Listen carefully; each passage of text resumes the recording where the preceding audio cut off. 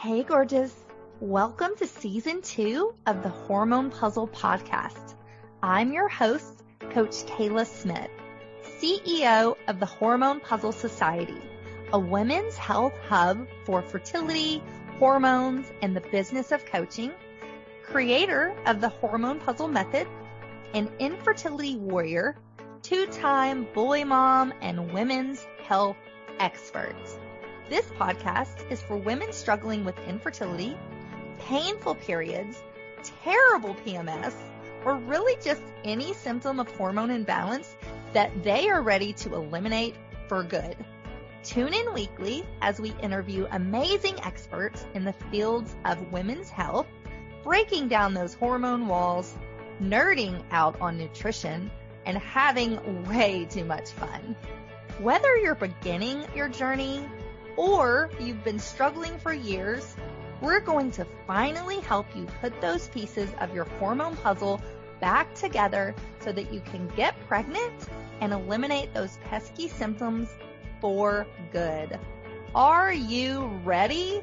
This season is packed with even more expert guests sharing groundbreaking knowledge, giving you that jolt of energy that you so desperately need, sending you lots of virtual hugs, and inspiring you to take your fertility into your own hands and make that baby. Thank you so much for tuning in. Now let's get started on your road to transformation. I am so excited for today's guest, Aimee Raupp. She is a renowned women's health and fertility expert, celebrity acupuncturist and coach, and the best-selling author of the books Chill Out and Get Healthy, Yes, You Can Get Pregnant, Body Belief, and the Egg Quality Diet, a clinically proven 100-day fertility diet to balance hormones, reduce inflammation, improve egg quality, and optimize your ability to get and stay pregnant. Aimee works virtually with clients all over the world, as well as she is a licensed acupuncturist and herbalist in private practice in New York and Connecticut. Aimee holds a Master of Science degree in Traditional Oriental Medicine from Pacific College of Oriental Medicine and a bachelor's degree in biology from Rutgers University. She is also the founder of the Aimee Raupp beauty line of handcrafted and organic skincare products that are optimized for hormone harmony. Over the years, Aimee has grown and mentored her team of fertility coaches and acupuncturists to serve more women on their path to motherhood. She has appeared on The View and has been featured in Glamour, Allure, Well and Good, Mind Body Green, Goop, Shape, and many other podcasts, including Wellness Mama, The Melissa Ambrosi Show, and Tune Into Wellness with Dr. Frank Lipman. Aimee has received endorsements from Deepak Chopra, Hannah Brofman, Ariana Huffington, and Gabrielle Bernstein for her work in helping thousands of women to improve their fertility, celebrate their beauty, and reconnect to the presence of their optimal health. Aimee is also the head of Chinese medicine at The Well in New York City and is a frequent speaker at women's health and wellness conferences across the nation. She engages with her large community worldwide through her social media presence, her online programs, and her website, www.aimeeraupp.com. To learn more about working with Aimee and her team of fertility coaches and acupuncturists, email info@aimeeraupp.com. In today's show, we are going to talk all about her new book, The Egg Quality Diet, and learn how you can optimize your eggs so that you can get pregnant, stay pregnant, and have a healthy baby. This is a great show, and I'm so excited to dive in. So without further ado, let's welcome Aimee to the show. Hey, Aimee. Thanks for being here. Hi. I'm so happy to be here. Thank you so much for having me again. Yes. I'm super excited to talk about your new book and all about egg health. Yeah, let's do it. So let's just jump right in. I know that you've been on the show before, but I would love just really quick, can you tell people kind of who you are and how you started working in women's health? Sure. So as you met, I'm Aimee Raupp. I am an acupuncturist and herbalist. I've been practicing Chinese medicine for just under 20 years, 17 years to be exact, that I've been in clinical practice. And I've written 4 books over the last 10 years, and 2 of them are very focused on fertility. The first one called Yes, You Can Get Pregnant, and then my most recent book, The Egg Quality Diet. And I just, my practice just started focusing more on women's health, I suppose, organically, rather than I went out and pursued it.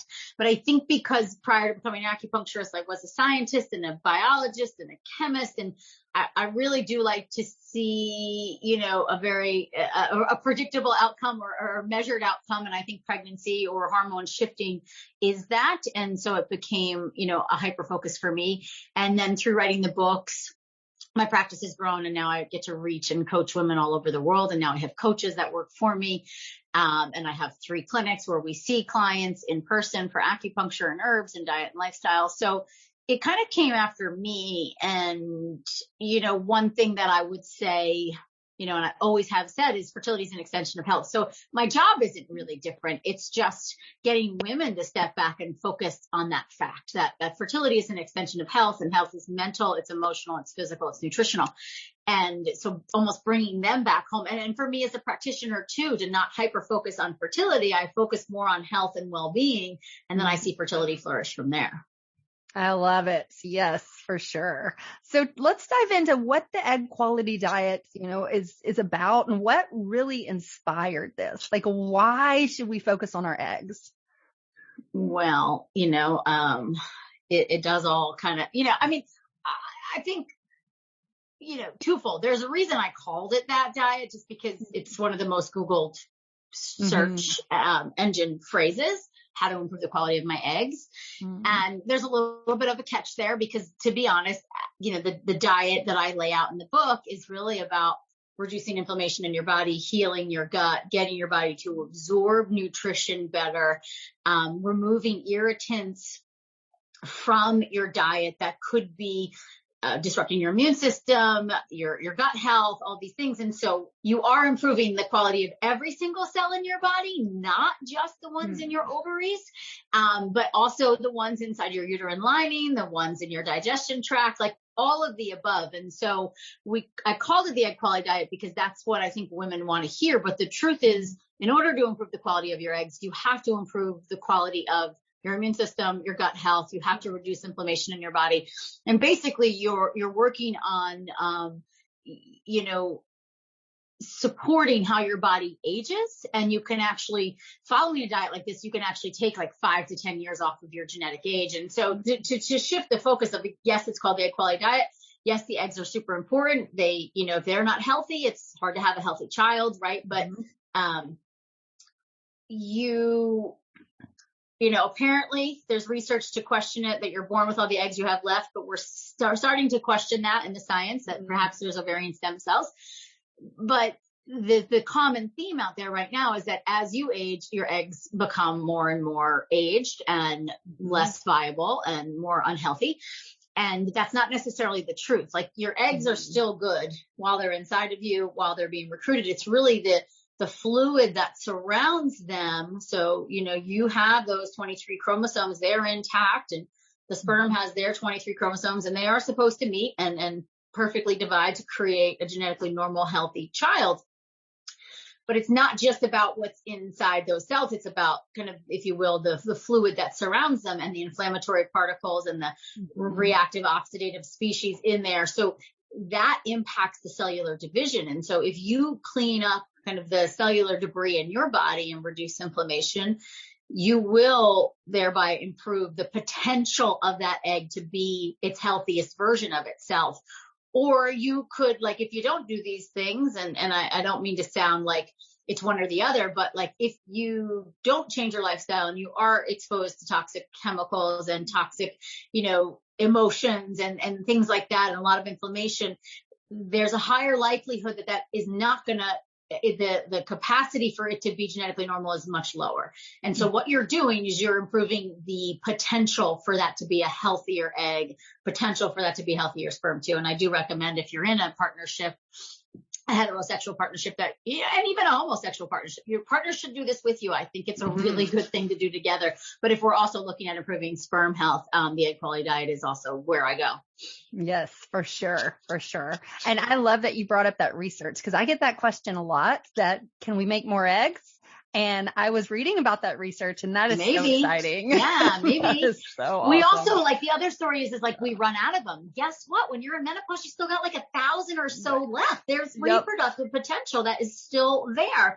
Yep. I'm reading right now the book called Lifespan by, he's a Harvard doc, but their research is fascinating on mammal studies. So not a lot of human studies, but mouse and other mammals, and taking them out of mousopause, getting them to create healthy children even after ovarian function has shut down, how to restore ovarian function just through diet, lifestyle, stress management, certain supplements. So the research is out there. And he even talks about in that book, it's a very recent book, about this same thing, that there's a big question mark of, is this really true that we're only born with all the eggs we ever have?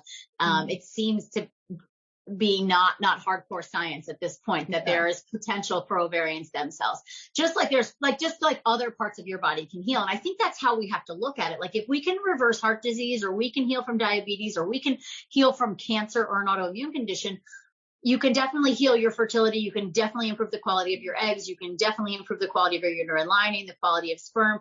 Like, we all have that potential in us, and it's about figuring out what works for your body. And that's what the egg quality diet is. It's like an elimination diet, 100 days, and you eliminate the most potentially inflammatory, hard to digest, not so kind to your body foods.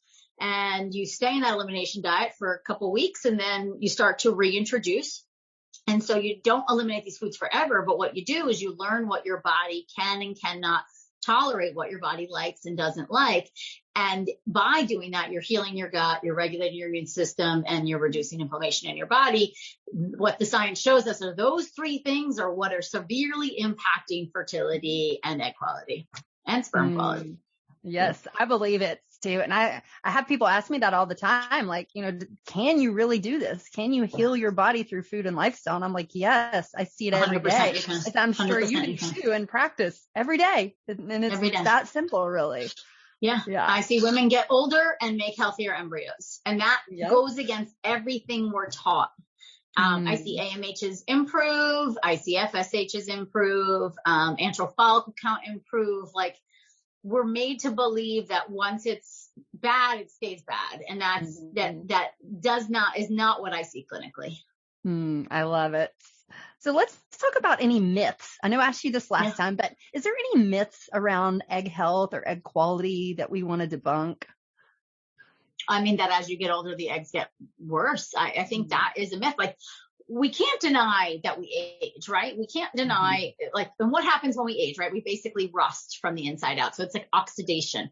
And so that's why antioxidants have every fertility girl we meet, right? They're on probably 3 or 4 different antioxidants, from CoQ10 or ubiquinol to, NAC, glutathione, vitamin C, vitamin E, vitamin A, right? Like, there's all these antioxidants, but to realize, and that isn't harmful because it's helping reduce the oxidation in your body. And so I think it's a big myth that we can't, that as we get older, our eggs get worse. Like, yes, as we get older, the likelihood of oxidation is higher. However, if we just learn how to keep our pipes clean, if you will, and reduce our exposures to these things that cause oxidation in our body, we can effectively improve cellular health and cellular quality, thereby improve the quality of your eggs as you get older. I love it. I think it gets harder as we get older. I think we have to be a little more diligent, a little more strict. We have less wiggle room almost. Like, I feel like at 25, and we all know this, at 25, we can get away with it a lot more than we can at 35 than we can at 45, right? And so it's about that. So if I have a woman who's my age, I'm like, okay, I need you to be in this 100% or at least 95%. And I do think you will see the results. And I also should say, and I talk about this in the book a lot, is the diet is one piece. And as you get into about week 9 or 10 of the book, I start layering in the other pieces. There's an incredible resources page that goes with the book that then addresses like the toxins in our environment, sperm health, mental inflammation, emotional inflammation, which I have plenty of women that come to me and they're following the diet, they're doing all the right things and it's still not working for them. And it's really then comes down to mental, emotional health, processing grief or anger or trauma. It's real. What you guys are going through is real. Fertility challenges suck and they are traumatic, and to not underestimate the impact that stress, and that's a very blanket word, but that it has on egg quality, because it's significant. Like you can give them all the right environments, but if you put, like say these mice, if you put them in a stressful environment, the ovaries will still shut down. So they can have all the nutrition they need, but if the stress is still there, it's not safe for reproduction. So there's layers to it, and it is a full-time job, I think, to take it on and to take it seriously. But most women you and I meet are really willing to do that. And there's so many benefits beyond egg quality, I think. Right. So I think that's the biggest myth. And I think another myth is like, does stress really impact fertility? 100%, even just from a biochemical reaction. Like we know it affects the adrenals. We know the adrenals affect the androgens, the male hormones in the body. And we know those hormones, testosterone, DHEA, impact the ovarian egg health, basically, the outer shell of the egg. And so, yes, it does. And it's not mean to say it. It's more like we need to just keep it in check. It ages us on every level. And so that could be the missing component there too. But, and I see a lot of, of us out there who will like kind of debunk that and be like, stress doesn't impact fertility. And it's like, well, it's not to put blame or pressure on anybody, but it is hardcore science. These are the facts. A stressful life does impact your fertility, only because it ages you before your time, right? So do toxic chemicals. So, so go ahead. What's another myth that we could debunk? You can be a vegetarian. I think those were great. Those were great. Yeah, for sure. And, I get that question a lot too. Does stress really affect things? And yes, it does. And I don't think it's about putting blame on anybody, but it is a real fact and it's science. It's just taking responsibility. Like, I'm in that space again. I'm doing that thing I do to myself. It's no one's to blame. We all manage our stress differently and we all choose not to manage it at time. We are all human. But it does impact things and we have to be honest with ourselves. I think that's what this path really does require of someone, which can be really challenging, is the hardcore honesty. Like, how good am I treating my body? How, well am I nourishing this vessel that will be the home for my child and will impact my child's health and my grandchild's health? Because that's all the stuff we know scientifically. And so to own that responsibility in a sense. And I mean, it'd be so much easier to not know anything and just get pregnant and go on with your life. But, right. I think as our environment is becoming more and more toxic, we're just seeing more and more fertility challenges, even at younger ages. For sure. Well, I could talk about this all day, but we do have to take a short break to hear a word from our sponsors. So we're going to come right back and we're going to dive into more practical tips. Okay, what is the egg quality diet? What foods should I be focused on? What foods should I take out of my diet? And what are some practical tips around stress? So we'll be right back. Hey y'all, it's Coach Kayla here. I hope you are loving this episode as much as I am. We will be back in just a minute, but first, a word from our sponsors. This episode is brought to you by the Hormone P.U.Z.Z.L.E Society, a women's health hub for fertility, hormones, and the business of coaching. Whether you're struggling to get pregnant with pesky hormone symptoms, or you're working to build a career in the fertility and women's health space, we have you covered. Visit our website at www.coachkayla.com to learn more on how we can help you. Text the keyword fertility to 615-257-8855 for your free fertility meal plan. Hey, Aimee, welcome back. Thank you. So let's dive into some practical tips. What is the egg quality diet? Can you go through maybe, some foods that we might see in there and then maybe some foods that we might look at taking out of our diet? So it is, as I was saying earlier, it's an elimination diet. And what I give you in the book is 100 days of meal plans, shopping lists, recipes. So to just take the guesswork out of it for you. And every week, I remind you of what your tips are to do every single day. There's a lot of redundancy in the book, and that is completely intentional because I think that's how we learn, and that's what I've seen clinically. So what we do is we remove what are shown to be the most hard to digest / inflammatory foods from our diet. The egg quality diet is based largely on the autoimmune paleo diet, but I've kind of mixed in there some traditional Chinese medicine food therapy, which is the Chinese medicine is the medicine I study. And so we remove kind of the obvious offenders like gluten, dairy, and soy. The not so obvious ones are nightshades, nuts, seeds, beans. What else am I missing? Processed vegetable oils. And we remove fruit for the first 9 days. You're slowly removing food. So that's how it's set up. The first 9 days, it's phase 1. We're slowly removing. Every day I give you another food to remove. Again, you have menus to follow and meal and shopping lists and all that. So you're supported. And then you head into phase 2, which is about 11 days. And that I think is the most intense part of the diet, where we're eating super clean for 11 days and we're consuming a good amount of bone broth because we have, Chinese medicine has been a fan of bone broth for thousands of years.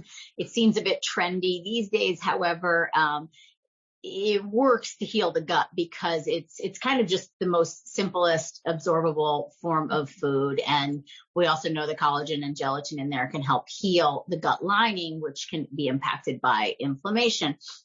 And we're eating simple proteins and simple vegetables. We're avoiding grains, and we're avoiding fruit during those 11 days. There's, again, recipes and shopping lists to guide you so you don't feel just kind of left to your own devices. There's also, like I said, the resources page that goes with the book, which I think, I have videos for each section to kind of prep you and talk you through. And then you head into phase 3, where we reintroduce fruit. We can open up our protein sources. We can open up our vegetable sources, and we're still consuming. So the goal is typically, this is how I work, about 80 or so grams of protein a day. I mean, I had to generalize, if you will, and kind of make a guesstimation on an average BMI of a person reading the book. And, the goal is to get certain macros. And so we're shooting for 45% fat, 30% protein, and then the rest carbohydrates, mainly from vegetable sources. And so, I try to shoot in the book for about 80 grams of fat and about 6 to 8 servings of vegetables a day. 6 or so ounces of bone broth a day. And that kind of makes up your day, and when you're eating that much protein and doing the broth, you're easily getting that fat in. But there's really cool research showing that the average American woman dealing with fertility challenges has a diet of about 60% carbohydrates, 20% protein, and 20% fat. When you shift her ratio to the one I was talking about, 45% fat, 45% fat, there's even people that say go up to 60% fat, but I think then you go too low on the carbs. I don't love too low carbs for fertility. I don't think it's healthy or helpful. Most ovaries will shut down if they don't have enough carbohydrates. But if you do the 45 and about 25, 30 of protein, and then the rest, good, healthy carbohydrates that are typically not from grains, they're from vegetables, women's reproductive potential increases by 4-fold. Wow. Just changing her macros, not even changing the quality of the food, not even just changing the macros, just getting more fat and more protein, and fertility outcomes shift dramatically, which I think is fascinating. So what really inspired the book was just that I had written, Yes, You Can Get Pregnant. I had a food diary in there, or an eating plan in there, just one chapter dedicated to food. I gave them a 7-day menu. And then when women were working with me, or one of my associates, or coaching with me, or in one of our programs, and I would ask for a food diary, or they'd say, oh, I'm doing everything. And then they send me their food diary, and they're not doing their vegetables. They're getting 2 to 3 servings of veg in. that are getting like 40, 50, 60 max grams of protein, and they're eating a lot of carbohydrates in the form of grains. They were gluten-free grains, so maybe a gluten-free muffin or something, and lots of nuts. Nuts are a big source, and nuts have lectins, and they can be highly inflammatory. So it's hard to remove them. I'm not going to lie, but for me, it was life-changing. It really shifted things for me. I was eating so many nuts. I had no idea that they were aggravating certain symptoms I was having, and I see it across the board clinically too. But so anyway, phase 3 lasts about 3 to 4 weeks, and then in phase 4 is the reintroduction. So you're about 5 weeks and 50 days when you start. So just 50 days where it's pretty strict and intense. And then you get to reintroduce your favorite foods. And I basically have you make a list. I show you exactly what to do from a reintroduction perspective, to note your symptoms. If you have symptoms from a food, you take it back out for another couple of weeks, you try another food, right? And so you figure out the diet that works for you, which to me is so empowering. And all of my clients that do it and follow through, I'm not going to lie, it's hard. It can be frustrating. You can feel, can trigger some of like the victim mentality and feeling left out and deprivation and that kind of thing. And you don't feel deprived at all. It's a very calorically based diet. You never, like some girls are like, I can't eat everything you have on there. Like that's too much food for me. It's never, I'm hungry. Very rarely. And I cover that in the book. If you're hungry, do this. If you're not hungry, do this. If you feel GI symptoms, do this. Like I feel like have covered my bases because I've been doing this so long clinically. Like I've had this diet in use in my clinical practice and my coaching practice for close to 3 years at this point. So I've really worked out the kinks and the tweaks, and I think I've seen all the potential pitfalls. So I cover that all in the book. But then you get to reintroduce and you get to figure out like, oh, so for me, I can have almonds like 3 times a week. I can have a little almond milk a couple times a week. Coconut milk is better for my body, but it might be the opposite for you, right? Nightshades, I get gassy, stinky gas from them like immediately. You know what I mean? Like, no bueno. Yeah. Gluten, as always, constipates me. I can do it once in a while. So but I figured out, and I do really good. And I think there's a correlation. I have MTHFR and the COMT mutation. If I hit my veggies every day, my body is like a rock star. It just feels amazing. It feels trimmer and stronger. And this isn't about skinniness too. I want to be clear on that. I do think being a little higher on the BMI range is the best for fertility, not lower. Like I want girls 22 and higher, ideally for fertility. Not too high, but do you know what I mean? In that range, they're 18, 19, 20, 21. It's usually too low for fertility, by the way, from a BMI perspective.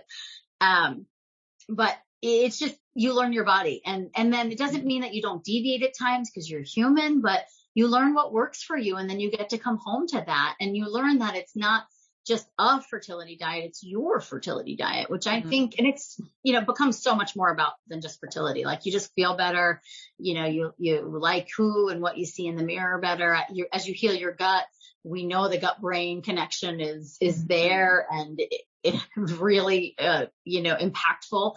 You feel better emotionally, your immune system, you just are healthier, you're stronger. I mean, dealing with, the current pandemic, I feel fit as a fiddle if I were to come in contact with that virus. I know my body has all that it needs and I feel very confident in that.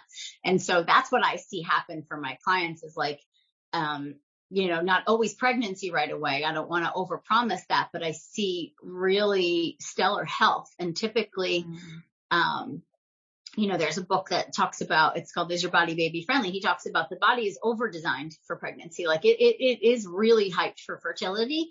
And that does decline as we age just because more from like, oh, I don't have all the goods type of thing versus all my eggs are bad. And so to think about that, if it's not happening, there's something your body is saying, I don't have everything I need. I don't feel safe from a nutritional or a mental, emotional, not necessarily like a physical, like safety, the way we think about it, but like, I don't have everything I need to survive on my own, let alone grow another human. And so anyway, I mean, that's basically the diet. And I do feel like in the book, Hold Your Hand Through the 100 Days, like I said, you can go to page 80, day 89, and I'm telling you exactly what you can eat. Of course, it's a template. You can, find the things you like and don't like. People love the recipes. We're getting such great feedback on the recipes. They love the resources page. We're getting feedback that there's almost too much information in the resources page. So you get so much more than just like a $16 book. You're literally getting like a library of content that I curated for this book, which is probably 5+ hours of stuff. So it's a lot of content. And I understand that could be too much, but I'm an overgiver. Yeah. And so, we try to make it as easy as we can for you guys, as practical as we can. I love it. And I loved the book. And I told you earlier, I'm not trying to get pregnant, but I know how important ovulation is as I go into my 40s and 50s. I want to set myself up for optimal health. And so I've made some of the recipes and I just love it. So, and I could talk to you all day, but we do have to wrap up. So where can people get the book? Where can they find you? Where can they work with you if they want? Yeah, so the book is available, at this point, anywhere books are sold. Amazon seems to be the most popular place that's selling on in all countries. It's only in English at this point. It's in Kindle and in paperback. And if you go to my website, aimeeraupp.com, that's where you can find like everything about me, working with me. Follow me on social, Instagram. I'm pretty active on Instagram and Facebook. We go live every single week, sharing free information for all of you guys. And here to support. I love it. Well, thank you so much, Aimee. It's been so fun having you on again. Any final thoughts before we go? Yeah, that just, it might sound overwhelming, all the things that you need to do to get pregnant, to improve your fertility. But I think it's really important to remember it's consistency and frequency. And like, if there are some aberrations or humanness and, because life happens, shit happens, right? Like be easy on yourself. Self-compassion is also anti-inflammatory. And to remember that, you know what I mean? That like perfection doesn't equal pregnancy. It often actually backfires. So where can we find this happy medium and that we're doing these things for our overall health and vitality, not just for a baby? I love it. I completely agree. Well, thanks again. It's always fun to talk to you. All right. Thank you so much. Have a great day. You too. And thank you guys for listening to the Hormone Puzzle Podcast. Until next time. Bye. Hey, hang on just 1 second before you go. I want to make sure that you are aware of all of the amazing free resources that I have for you on my website at coachkayla.com. From a fertility meal plan, a cycle syncing quick start guide, a holistic healing cookbook, as well as master classes, blog posts by me and some amazing experts in the fields of fertility, hormones, and nutrition. So many wonderful resources that will help you on your journey. And I wish there had been something like this when I was going through my 2 years of infertility, but there just wasn't. And so that's why I decided to create all of this for you. So make sure that you go and check it out and you take advantage of this plethora of support that I have provided for you. And spoiler alert, these were some of the same tricks and the same foods that I used to get myself pregnant, not once, but twice, even after my doctors said that I couldn't. So I know that these things work. So make sure you take advantage of that. And I cannot wait for you to be my next success story. So thanks, love. See you soon. Thanks for tuning in today to the Hormone Puzzle Podcast. Check out the show notes for today's episode at coachkayla.com. If you like what you hear, please subscribe and leave a review. Thanks for hanging out with me, and I'll see you next week.